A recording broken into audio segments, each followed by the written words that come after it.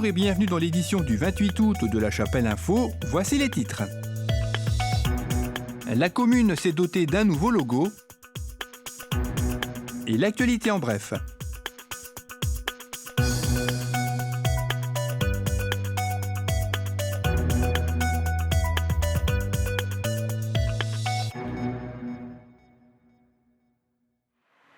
Et voilà, les vacances sont terminées. La route nationale a retrouvé son aspect original. C'est bientôt la rentrée avec son lot de nouveautés. Et parmi elles, l'arrivée d'un nouveau logo pour notre commune que vous présente Francis Vangas, conseiller municipal en charge de la communication, dans le hall de la salle Nelson Mandela.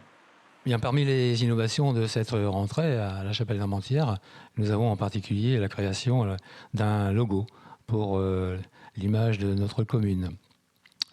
Aujourd'hui, toutes les entreprises utilisent un logo pour leur communication, quelle que soit leur taille.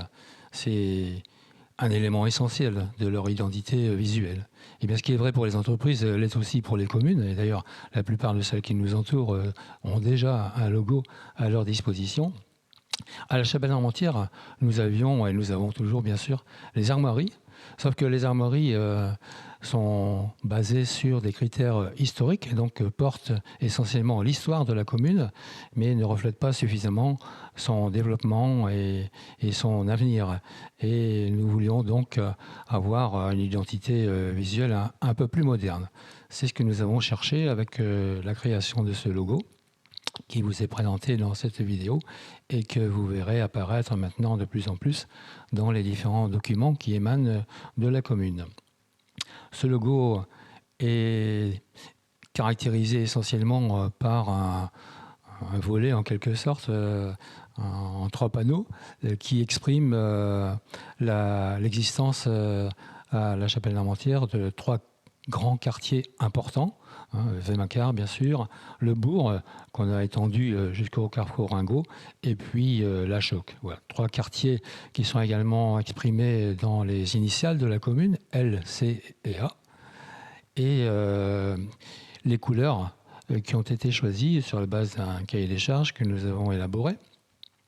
Ces couleurs veulent exprimer en tout cas le caractère dynamique de la commune, son développement qui est en cours et qui n'est pas terminé, l'importance de sa jeunesse dans sa population et également son caractère équilibré entre la ville et la campagne, entre les différentes catégories socio-professionnelles de sa population. Voilà, et bien maintenant, nous allons donc développer l'utilisation de ce logo, en harmonie d'ailleurs avec les armoiries qui ne disparaissent pas.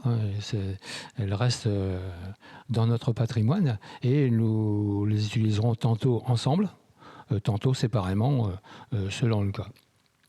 Voilà ce que je tenais à vous dire. Et donc, j'espère que ce logo plaira à la majorité de la population. On ne peut pas faire plaisir à tout le monde, mais en tout cas, nous avons cherché à donner à notre commune une image un peu plus moderne à travers ce logo. Et pour compléter d'ailleurs ce logo, nous aurons également une déclinaison particulière pour la salle Mandela, puisque c'est un équipement important et qui va maintenant faire partie du patrimoine de la commune et qui aura sa propre communication. Il est donc important aussi de lui donner une identité visuelle particulière, mais qui reste bien en harmonie avec le logo de la commune. Ce n'est pas une innovation, puisque depuis plusieurs années maintenant déjà, nous avons l'habitude d'accueillir les nouveaux chapellois chaque année, la veille du forum des associations. Et donc, cette année, vendredi 4 septembre prochain, à 18h30, nous accueillerons également les nouveaux chapellois à arriver dans la commune depuis le 1er juin 2014. C'est une petite cérémonie très simple et tout à fait conviviale entre ces personnes et le conseil municipal. C'est l'occasion pour elles de faire connaissance avec l'équipe municipale, bien sûr, monsieur le maire, et puis tous ses collaborateurs, d'échanger un peu et de recevoir une documentation à caractère pratique, hein, sur tout ce qui peut être utile pour vivre dans la commune et les environs. Et puis qui se termine bien sûr par le verre de l'amitié. D'ailleurs, en plus cette année, les nouveaux chapellois qui viendront à cette petite cérémonie auront de la chance, puisque l'accueil des nouveaux chapellois va se poursuivre naturellement par le vernissage de l'exposition de M. Dutilly, qui est un peintre chapellois, dans la salle du conseil et le hall d'entrée de la commune. Donc les nouveaux chapellois qui viendront sont naturellement invités à participer également à ce vernissage, ça va sans dire. Alors, j'attire l'attention sur le fait que ça peut paraître bizarre à l'heure de l'informatique aujourd'hui, mais nous sommes incapables de connaître administrativement l'identité de ces nouveaux chapellois, et par conséquent, on ne peut pas leur écrire pour les inviter. Et donc, il faut qu'ils se manifestent, hein, par un simple coup de téléphone à l'accueil de la mairie pour nous dire tout simplement qu'ils comptent venir à cette petite cérémonie pour qu'on puisse assurer la logistique en conséquence. Hein. Si on reçoit 5 personnes ou 50, j'exagère, c'est quand même pas tout à fait la même chose. Voilà, eh bien, venez nombreux, je sais qu'il y en a, en tout cas des nouveaux chapellois, c'est sûr, hein, j'en connais au moins plusieurs dans mon quartier, la rue Marguerite-Yourcenar par exemple, dans le quartier de la Choc. C'est un lotissement tout neuf qui n'est pas terminé d'ailleurs, mais où habitent déjà une petite vingtaine de foyers. Bon, et ces personnes sont naturellement invitées à venir en mairie le 4 septembre prochain. C'est avec plaisir que nous les accueillerons.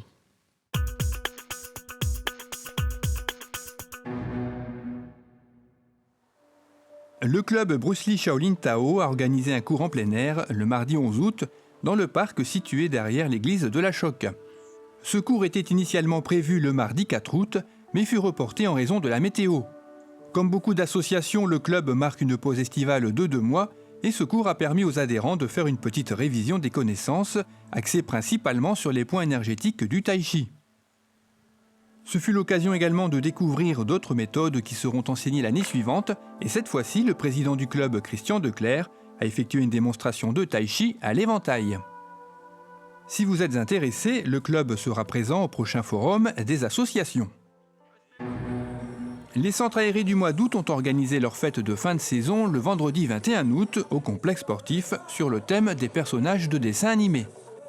Un bilan plutôt satisfaisant avec 150 enfants inscrits chez les primaires et les ados et 60 chez les maternelles, même si la météo parfois capricieuse aura obligé le rapatriement des enfants partis camper. Au programme de ce mois d'août, des sorties au parc Bellewaerde, à Walibi, aux eaux de Maubeuge, piscine, bowling, cinéma, acrobranche, camping, karting, escalade, ski nautique et alpin, ou encore visite du site d'entraînement du LOSC.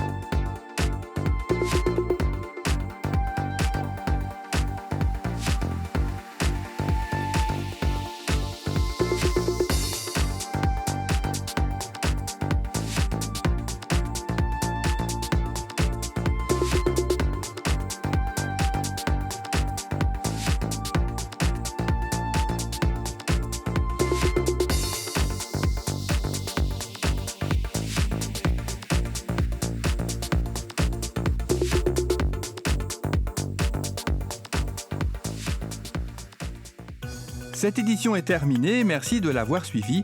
Bonne reprise et rendez-vous le vendredi 4 septembre.